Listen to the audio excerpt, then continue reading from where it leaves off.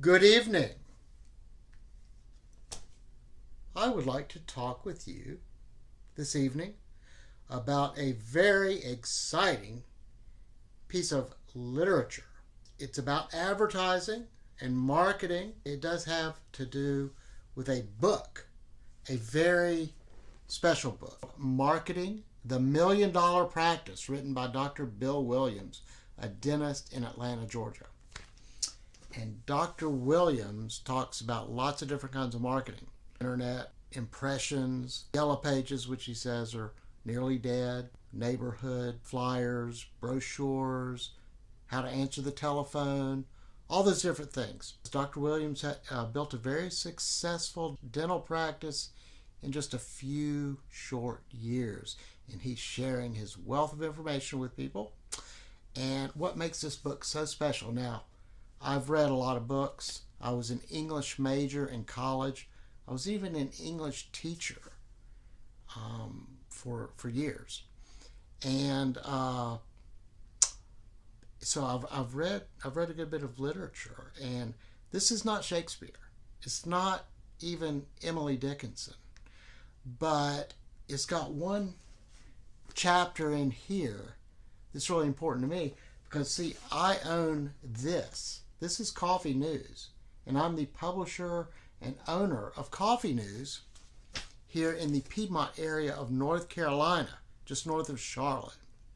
So the business of Coffee News and advertising is quite important to me. And when I saw this chapter in Dr. Williams' book, and the name of the chapter being Coffee News, the name of the chapter, I got excited about that. So I actually read that chapter. I read the whole table of contents, and I did read the chapter about Coffee News.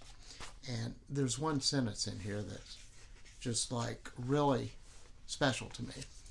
It's not the best sentence ever written, but it's one of my favorite sentences that I've ever read.